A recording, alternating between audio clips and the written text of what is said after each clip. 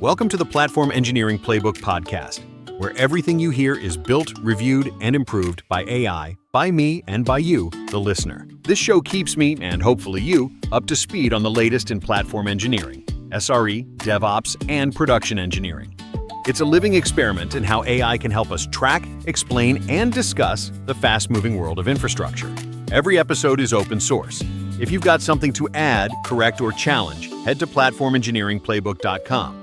You'll find all the content and a link to the GitHub repo. Open a pull request, join the conversation, and make the playbook smarter. Let's get into it.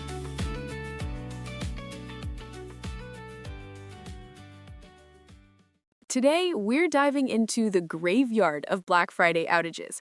Every year, despite knowing exactly when Black Friday will happen, major retailers crash. 2018 saw Walmart, J.Crew, Best Buy, Lowe's, and Ulta all go down. 2020 brought outages to 48 major brands. 2023 cost Harvey Norman an estimated 60% of online sales. And just last year, a Cloudflare outage froze 99.3% of Shopify stores. That's over 6 million domains. The question that haunts every platform engineer is this. If you know the traffic is coming a year in advance, why can't you prepare? The answer reveals uncomfortable truths about distributed systems, human error, and why throwing money at the problem simply doesn't work. Let's start with the Hall of Fame crashes. J.Crew, Black Friday 2018. Their site crashed periodically across 5 hours, showing customers a hang on a sec screen that became infamous on social media. 323,000 shoppers affected, $775,000 in lost sales in a single afternoon. But that wasn't even the biggest loss that weekend.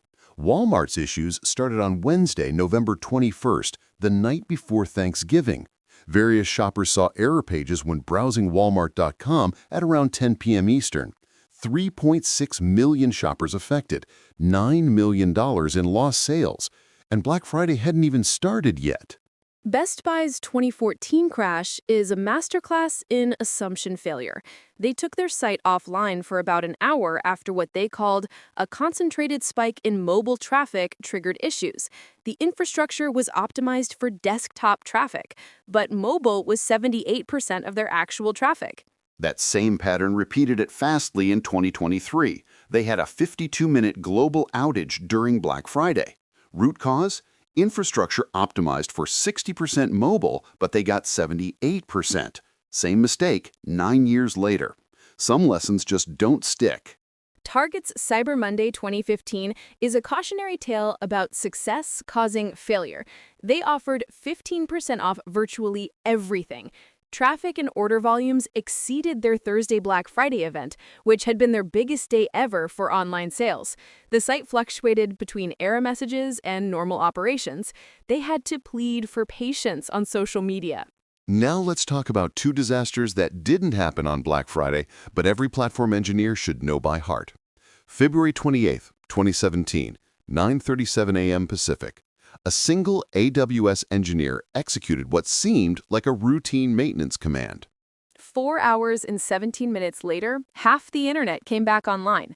Netflix, Airbnb, Slack, Docker, Expedia, over 100,000 websites, all down because of one typo. Here's what happened. An employee was investigating slow response times in the S3 billing system. Following internal procedures, they needed to remove some servers. They ran a console command. Unfortunately, one of the inputs was entered incorrectly. Instead of removing a few servers, they removed a critical subsystem entirely. The Wall Street Journal reported that S&P 500 companies lost $150 million. U.S. financial services companies alone lost $160 million. And here's the kicker.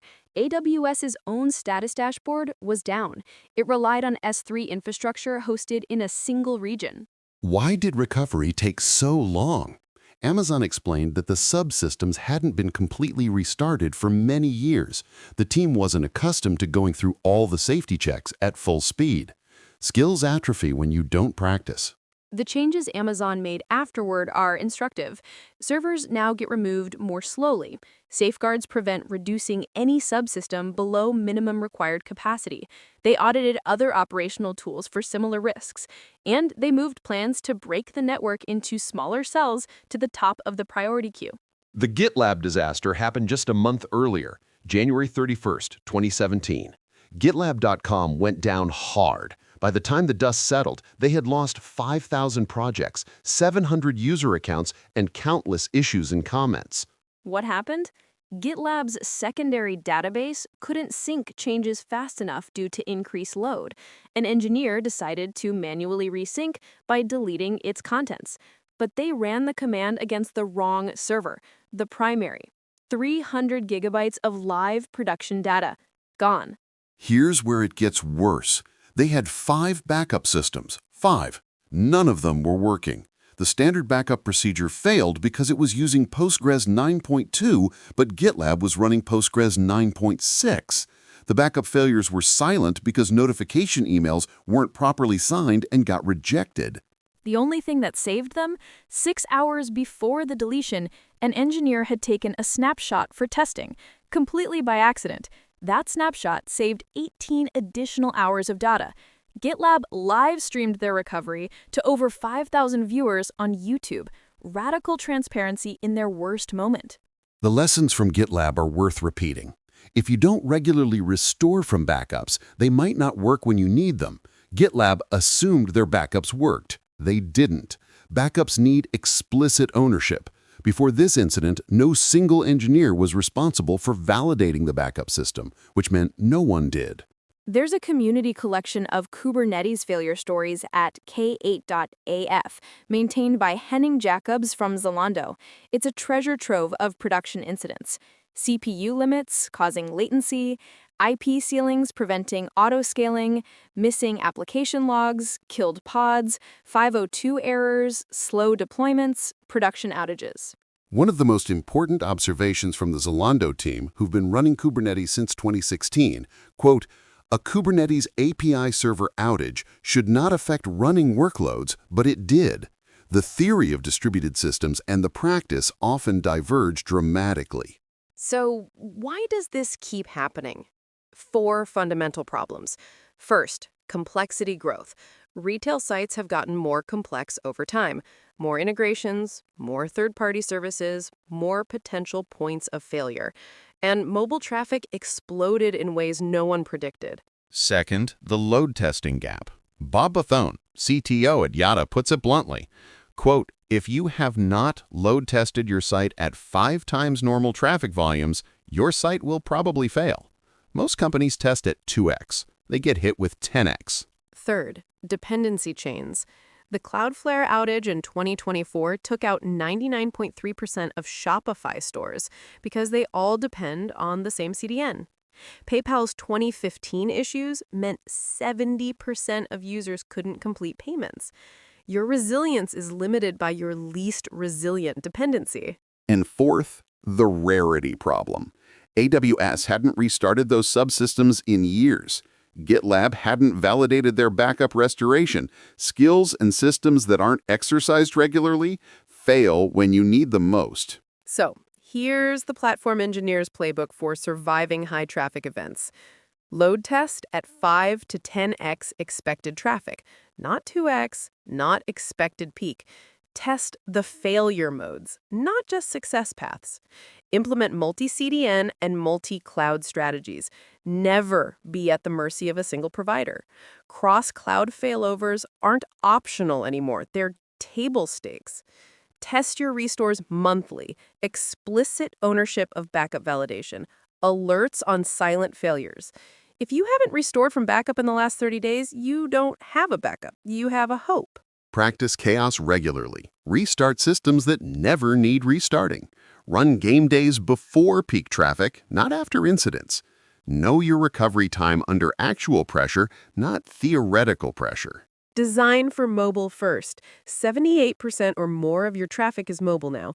If you're still optimizing for desktop and hoping mobile works, you're making the same mistake Best Buy made a decade ago. And finally, safeguards on dangerous commands.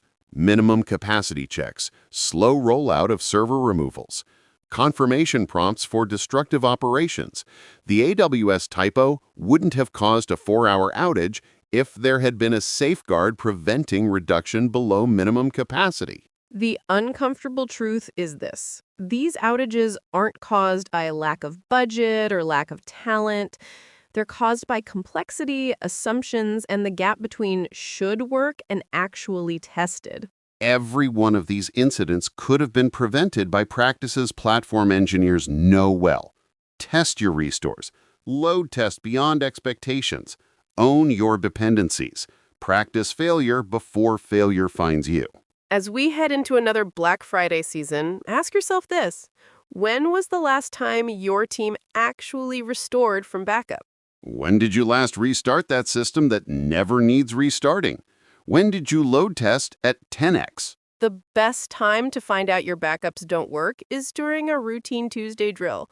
The worst time is when 323,000 shoppers are seeing hang on a sec. Until next time. That's it for this episode of the Platform Engineering Playbook podcast. Every topic, transcript, and summary you just heard lives out in the open at platform-engineering-playbook.com, where anyone can suggest updates or add insights through GitHub. If you've got thoughts, fixes, or new ideas, open a PR. And if you enjoyed the episode, rate us on your favorite podcast platform. We're always shooting for 5 stars. While you're there, give the project a star on GitHub. It helps others find and contribute to the Platform Engineering Playbook. This podcast is generated by AI, reviewed by AI, me and you, a community of engineers keeping our craft sharp. Thanks for listening, and see you next time inside the Platform Engineering Playbook.